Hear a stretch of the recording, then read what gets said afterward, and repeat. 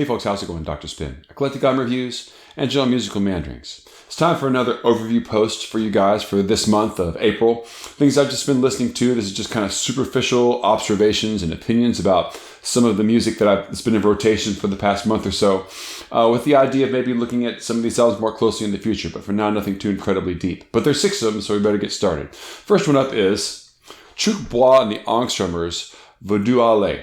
And this is a really great intercultural project by Chouk, which is a Haitian ensemble, a drum and vocal ensemble, and a pair of Belgian producers / dubstep, sound artists, the Angstromers. And very often when you start talking about traditional music, especially in terms of like ethnic music, sometimes that word tradition is a little problematic and gets thrown around quite a bit. But I think in this case it applies. Chouk is a traditional Haitian ensemble. They're very steeped in tradition. They concern themselves with preserving what they call musique racine, which is, I think whenever you interpret that, it's called roots music. And so they look very deeply into this tradition of drum music and its relationship to Vodou culture, and it's stretching back all the way to East African traditions. Now, what I think is so great about this is another example of an ensemble, a group that is not taking tradition and appropriating it and trying to twist it into something that it's not. But instead, the Angstromers are very good about coming in with what Chouk is doing and expanding it, making the sound broader. So you've got this situation where you've got these really great, emotional, African-styled vocals that are put over very vast and contemporary, 808 dubstep style music underneath it.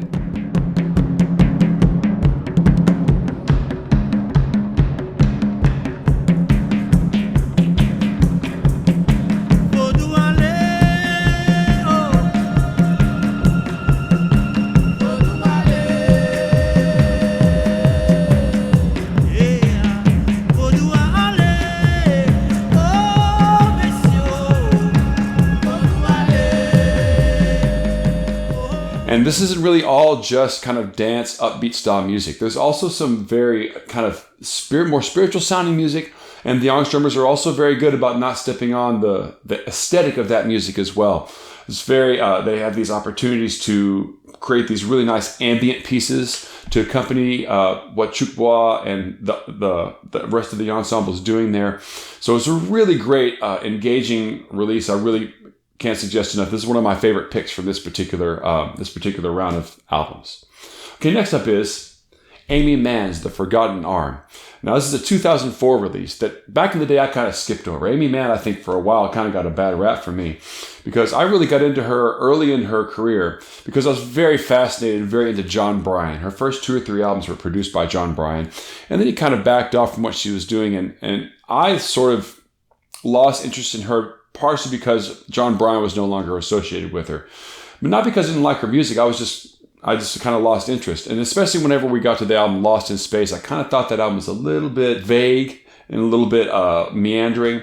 So I didn't really follow her after that. Well, The Forgotten Arm is the album that came out after Lost in Space. And I actually think that this particular one kind of harkens back to some of her best work.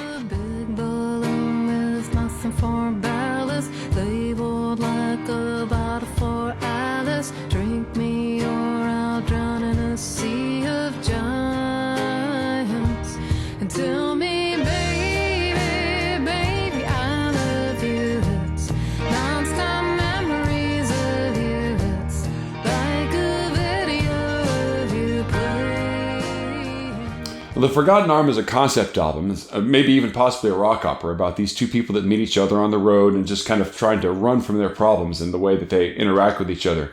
And as far as that goes, from just a superficial read through, it's pretty effective at telling the story. The lyrics are very good throughout. Aimee Mann always has pretty good lyrics. And definitely her usual kind of signature voice is there, which I always think is fascinating because her voice seems sometimes very kind of brittle and frail, but at the same time, there's a lot of power to it. It's also very focused. Forgotten Arm is kind of a lost release for me that I'm very excited to kind of get a chance to finally reconnect with. Okay, next up is the Ghost of Vroom's Volume 1. So Ghost of Vroom Volume 1 is a project by Mike Dougherty from Soul Coughing. And he had intended to come and kind of get back together the band Soul Coughing, but kind of felt weird about it in 2020 whenever things were different and culture was changing. It sort of took a different tone. This particular album came up in a funny way because it sort of came up in my Facebook feed as part of the algorithm that kind of plagues us all. And I clicked on it and it has a super, super infectious tune that once I heard, I could not get it out of my head. And I'm sorry to do this to you. Check it out. Got sun into a creek of dreams, Jinko jeans and a modern screams. Doppler in the mist, inflate the vest. Steve Austin and True West. Don't frown, howl like Don Powell. Joan Murray and your hurry and the Darien. Freak Fury and Curry on Hadrian's Wall. Sam Goody in the Newburgh Mall. More bacon than the pan can handle. More bacon than the pan can handle. More bacon. Now, you'll probably be humming that little line for the rest of your life, I think, just from that one little clip. I know that I was, and it really got my attention so much that I followed up on it and ended up purchasing the album. Now, I was never a fan of Soul Coughing back in the 90s, not because I didn't like them, I just didn't really know them that well. It's one of those things. But if you're a fan of like early 90s Beck, Cake, maybe G-Love and Special Sauce, that sort of era of like stoner white boy rap, you will love this. It feels very much like sort of that aesthetic, that early to mid 90s aesthetic that was going on at the time. And if for no other reason than just the nostalgia for that style, this album is worth its weight in gold. But on the other hand, there is actually quite a bit of really good music on this album, aside from this nostalgic take on that time of the 90s. You know, it has sort of a, in addition to kind of being this sort of hip-hoppy style album, it also has kind of a jazzy feel to it, a lot of acoustic bass, and a fun listen. If nothing else, it's a very fun listen and lots of really clever, catchy lyrics. Lyrics are definitely there, I think, more for the way that they sound, more than their meaning. And that's not to denigrate them. I think it's a lot of really fascinating wordcraft on this album that really is, again, keeps these phrases caught in your subconscious, makes you come back more and more for the album. Pretty entertaining overall. Okay, next up is The Thought Gang's Modern Music. Now, this is sort of a lost album in a way, from the early 90s, from David Lynch and Angelo Badalamenti. Of course, these guys were sort of at the height of their powers, I think, coming off of Twin Peaks, and David Lynch was doing things like Mulholland Drive and the Fire Walk with Me soundtrack. And both of them had collaborated on all these movies. So Angelo Badalamenti kind of became his standard go-to soundtrack guy during that time. And they're friends, and they have a very, very solid relationship, I think. And so this album is sort of a collage of various experiments that they were doing as a duo at the time. And just like the Twin Peaks stuff, it's got this really great sort of four-dimensional jazz feel to it, you know. It's kind of like jazz, but it has these other things that creep in and creep back out that keep it being from just a straight-ahead jazz album, for sure. And the jazz that we're talking about here is not Stainer's jazz. It's a little bit more free jazz. And the thing that really distinguishes it is that Angelo Badalamenti does a lot of vocals on these tracks. Now, several of these songs showed up on a couple of other David Lynch soundtracks. Most notably, Fire Walk With Me has 2 tracks that are on this album. And so this album just extends that aesthetic throughout it. Going down this street, and I'm trying not to smile. 'Cause the street is where I'm going, and the curb is at the side. By the sewer, where the rain goes down. Like this girl I once knew, 'cause the sewer is so hollow. And the yell could last forever. And one of the things that's important to keep in mind, I think, is that David Lynch, as much as he's a brilliant visualist and an amazing filmmaker and a visual artist, you know, that's not paralleled, I think, in any other realm in our generation, he's also a very, very meticulous sound engineer. And that's something I think that you have to keep in mind, you know. Yes, Angelo Badalamenti is the music guy on this, but David Lynch's ability to craft these dark soundscapes, that's the bedrock, the fourth dimension of the things that Angelo Badalamenti is doing on here is can't be overlooked, in my opinion, you know. But I do have some advice about this album. It's not a super, although it's really engaging, I really, really love it.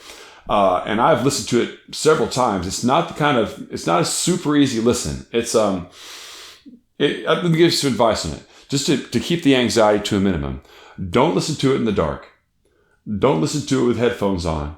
And don't listen to it around anyone you love, because they'll turn around and wonder what's wrong with you. It's an interesting listen, but I really got a lot of appreciation for it. And of course, it definitely harkens back to a time when I was listening to a lot of this music. I was watching the Twin Peaks and following David Lynch's work.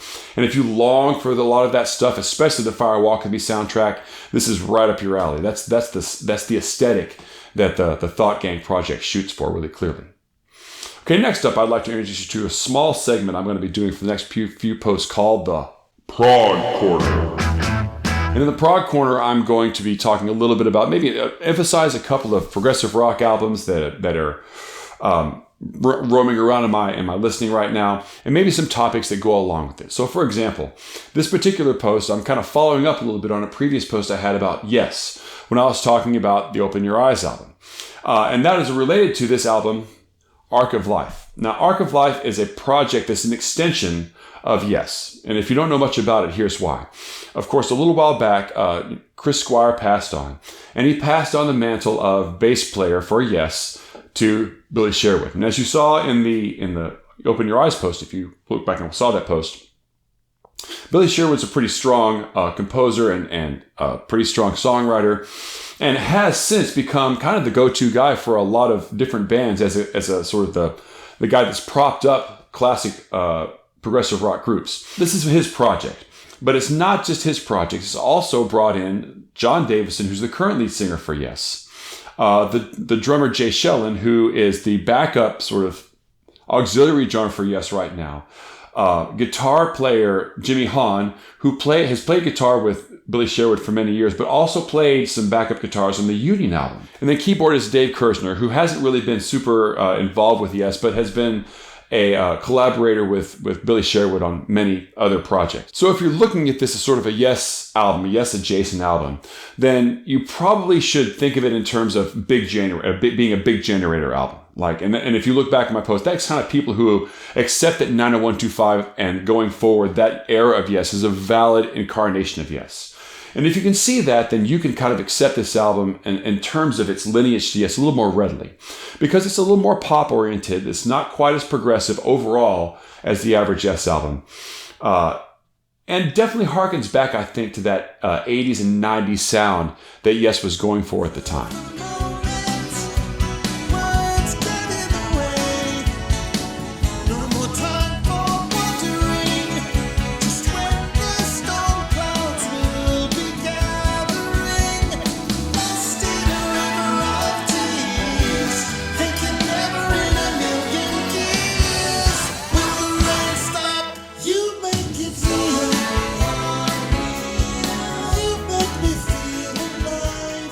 Now, overall, it's a little more AOR and kind of radio-friendly prog crossover than the average Yes album, I think. But there's actually a couple of really, really strong tracks on here that do evoke Yes, I think, some of the best things that Yes have done. So this is a release I kind of have mixed feelings about. On the one hand, it's really grown on me. But initially, it felt a little too plastic to be Yes. And that's not really fair because it's not calling itself Yes. So I have a little bit of an unfair opinion about this album because I came at it with a lot of baggage. And I will explain that baggage to you when I post on this album in the future, because there's a whole lot that goes into calling Arc of Life what it is, as opposed to calling it a Yes album, which I think you could justifiably do. But that's for another post.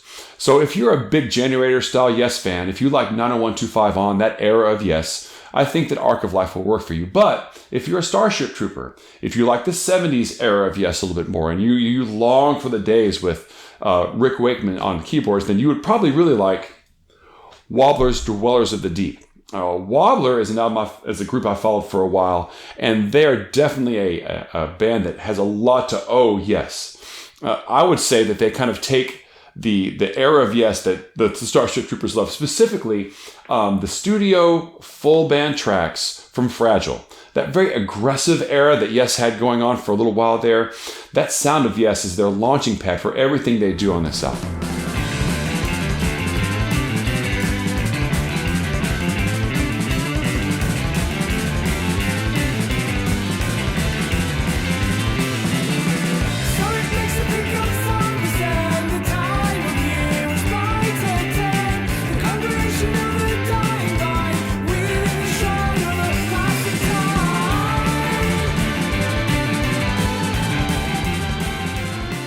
Yes's most fiery moments, I think, are sort of embedded in this album.